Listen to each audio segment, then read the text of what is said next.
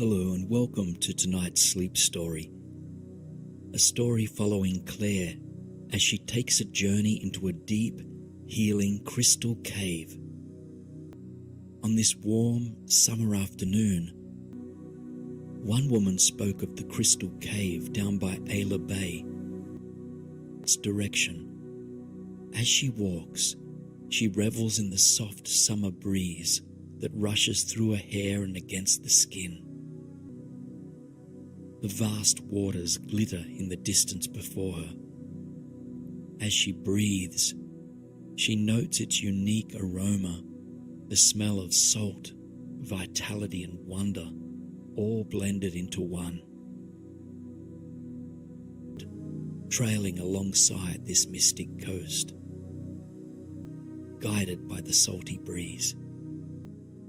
And sure enough,